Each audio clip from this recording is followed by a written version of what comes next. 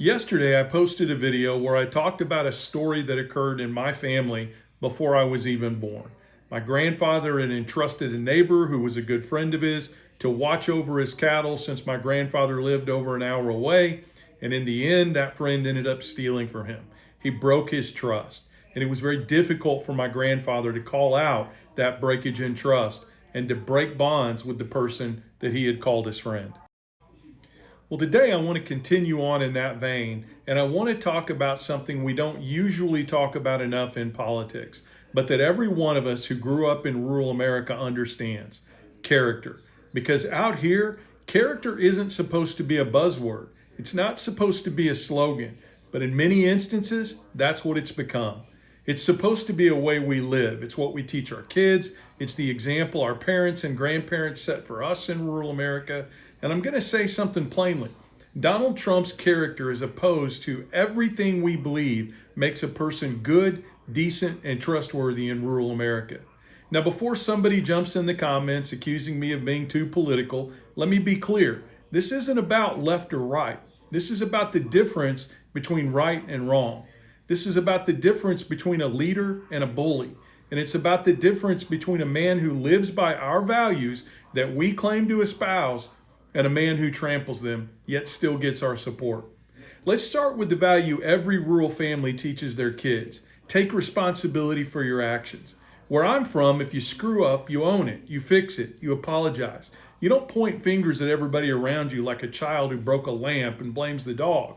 But Donald Trump, has he ever taken responsibility for a single mistake he made in his entire life in a public way? Everything is always somebody else's fault. The economy, immigration, crime, Republicans who disagree with him, judges, military leaders, everyone but him. That's not a strength, my friends, and we know that. That's cowardice. And out here, we know the difference. We choose just to not apply it to Donald Trump. Second, tell the truth. In rural America, your word is your bond. If you lie to your neighbors, if you're dishonest in your work, you don't last long. Your reputation follows you. But Donald Trump lies more than any political figure in modern memory, even about little things that don't matter. It's constant. And when a man lies easily, he'll betray you just as easily. Third, treat people with decency. Look, we can disagree with folks. We can argue about policy, but don't mock veterans. You don't insult a woman. You don't call your political opponents vermin. You don't demonize immigrants or blame them for every problem under the sun. And you sure as hell don't call for violence against your fellow Americans. Out here, if you behaved like Donald Trump behaves toward other people, the community would run you off long before you had a chance to hurt anyone. Another value, serve something bigger than yourself. My grandparents, over my shoulder here, believed you leave the world a little better than you found it.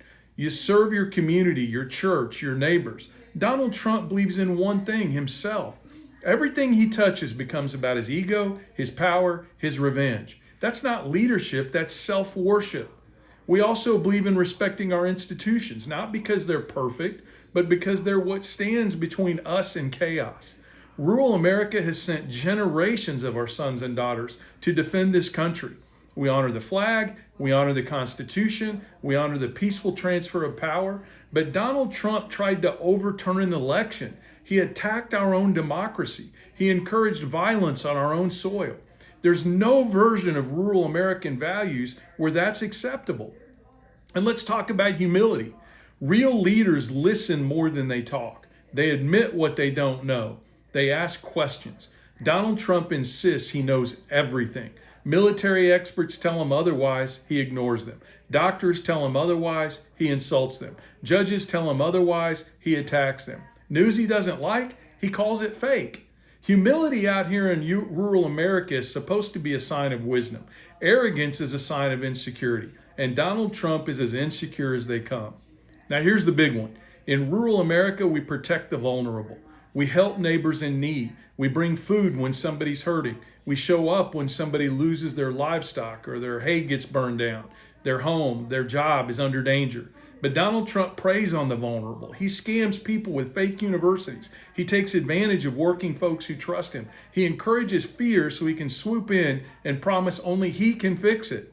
That's not protecting people. That's exploiting them. And we're against exploitation in rural America. And I want you to think about the last time you heard Donald Trump express genuine compassion, real empathy, real understanding of someone and somebody else's pain. I've never heard it, not once. Everything is always about him, his grievances, his ego, and his narrative of victimhood. Out here, we raise our kids to be better than that. Listen, rural Americans are good people. We're hardworking, honest, loyal, community-oriented, and decent. We believe in faith, family, and responsibility. We believe in helping neighbors and respecting differences. We believe you don't have to agree with someone to treat them with basic human dignity. But Donald Trump, he encourages cruelty. He feeds off of division. He wants us angry, resentful, suspicious, and loyal only to him. That's not leadership, that's manipulation. And we have fallen victim to it for far too long. We don't have to vote for a Democrat. You don't have to support everything a Democrat does. You don't have to be a liberal. That's not what I'm saying. What I'm saying is this: Donald Trump does not represent the values that were supposed to be the values that rural America is built on. He doesn't live them. He doesn't respect them. He doesn't even understand them. And at the end of the day, we have to ask ourselves a simple question, the kind your grandpa might have asked while leaning on a fence post. Is this the kind of man you'd trust to watch your kids? Is this the kind of man you'd trust to watch your farm? Is this the kind of man you'd want as a neighbor? If the answer is no, then he has no business being president of the United States. Rural America deserves leaders with integrity, humility, honesty, and heart. Leaders who lift people up instead of tearing them down. Leaders who unite neighbors instead of turning them against each other.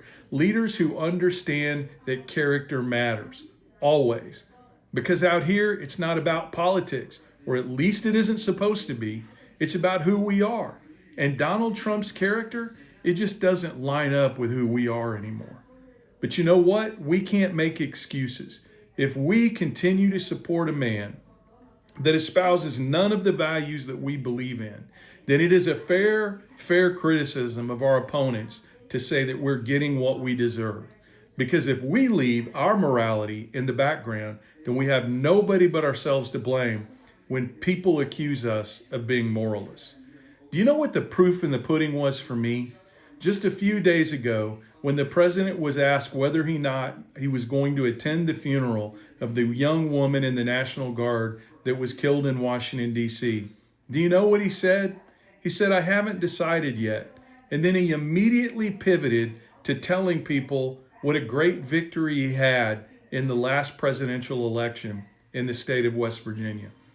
Can you imagine in any circumstances somebody that everyone knew and loved in a rural part of this country passing away? And when a community leader was asked, I don't know, maybe the mayor or a county commissioner or the clerk of courts, are you going to attend the funeral of this hero? Can you imagine what the outcry would be if that elected official said, I'm going to determine that based on whether or not that person voted for me or not? There would be outrage, and rightly so. That tells me everything I need to know about Donald Trump the man. So put politics aside and remember that we're supposed to be anchored in real rural values.